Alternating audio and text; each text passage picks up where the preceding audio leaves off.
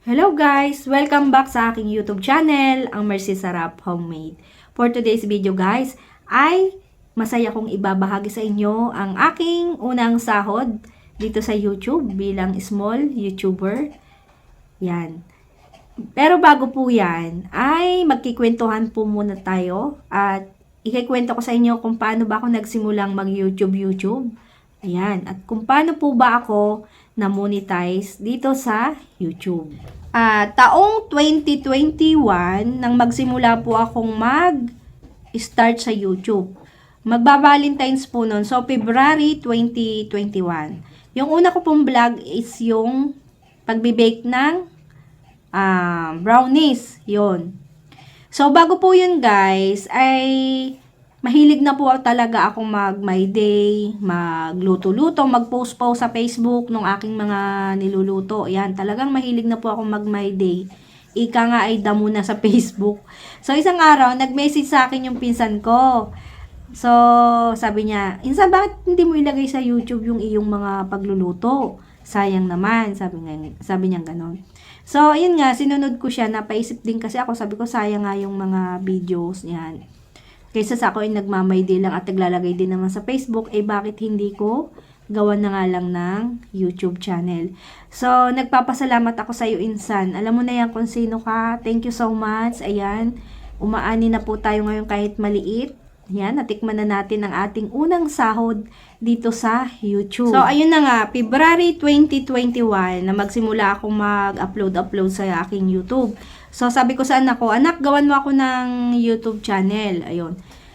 So, unang video, pangalawang video, anak ko ang nagbibideo sa akin, siya ang videographer ko. Tapos, siya rin ang nag-e-edit.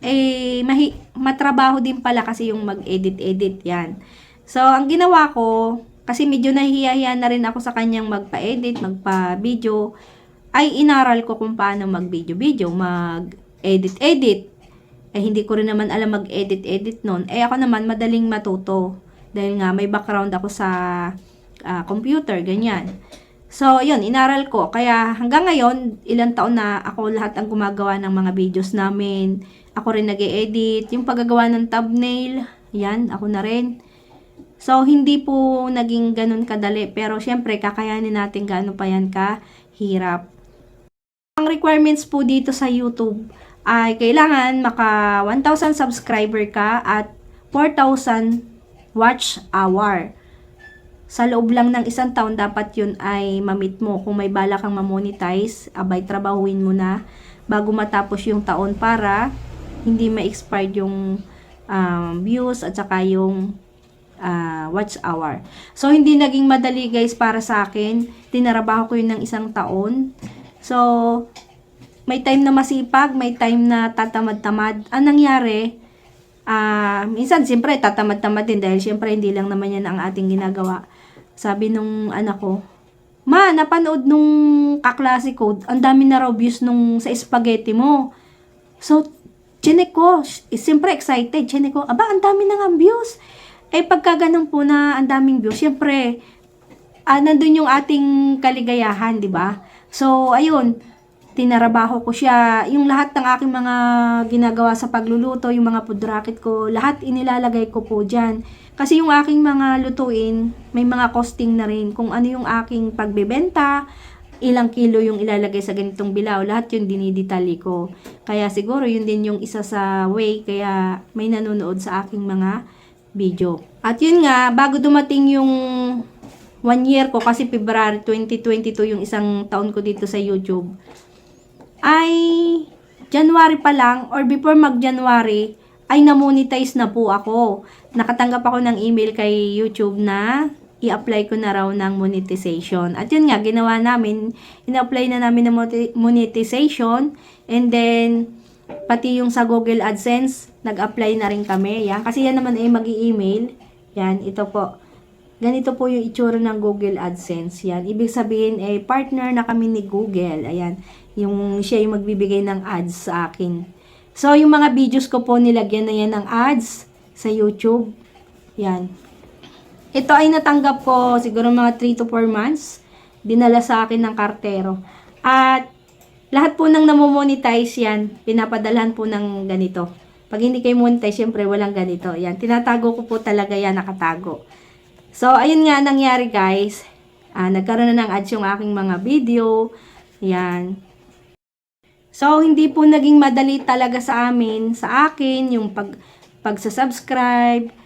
Ang hirap po dahil nga may mga taong naman na hindi talaga susuporta sa'yo at yan po ay expected na. Kung sino po yung hindi mo kakilala, yung pa yun yung tatangkilip sa iyong ginagawa. So, aminin na natin guys na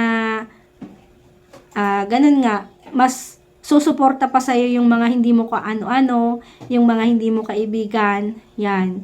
So, sa mga sumuporta po sa akin, maraming pong salamat. Sana tuloy-tuloy nyo pong tangkilikin ang aking mga video, yan. So, dumating nga din sa point na napahinto po ako sa pagluluto dahil sa pagbabantay ko sa aking anak. Kaya nangyari po, kung ano na lang yung luto ko dito sa bahay, yun na lang din yung aking nailagay sa aking YouTube channel. Nitong November 2023, nakatanggap ako ng email na sabi ayusin ko na raw yung aking tax information. So, inayos ko na. So, hindi ko nga alam paano ayusin, basta yung aking ID, pinicturan ko, isinend ko, ganyan. Kasi, ang hirap po din ng, syempre first time ko, wala pa akong kaalam-alam, basta ginawa ko na lang di ko ano yung hiningi information. Then, nagpapasalamat po ako kay Madam Lino Bora dahil siya yung aking tanungan. Kapag hindi ko alam, Madam, maraming salamat po sa iyo. Yan. Kasi pag kami hindi ako alam, tinatanong ko siya. Kasi siya na talaga monetize na po yan si Madam. Thank you so much po. And yun nga, sabi ayusin ko na at ako isasahod na. Ay, di ba? Ay, natagang excited po ako. Ikaw na, sasahod. Sabi ko, hindi ko nakala na ganun na sasahod na ako. So, ayun nga, nakuha ko yung sahod ko, December na. Dumating yung sa account ko, August pa, pero hindi ko po siya pinuntahan dahil medyo busy po ako sa pag-aalaga sa anak ko. Hindi ko po siya sinadya sa bangko dahil sa bangko ko, sa bank account ko yun inilagay. Yun. So, yun nga, na-confirm namin, minsan pumunta kami ng anak ko na check nga natin kung totoong meron. At yun nga po, meron nga pong pumasok sa aking account. And kahit po ganyan lang yung halaga niya, ipapakita ko po sa dulo.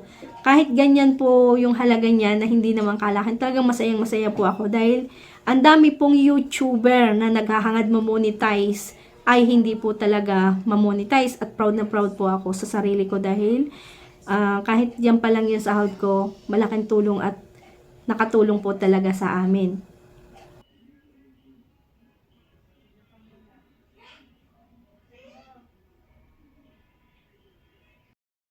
So, ayun po, sana ay masundan pa ang sahod namin.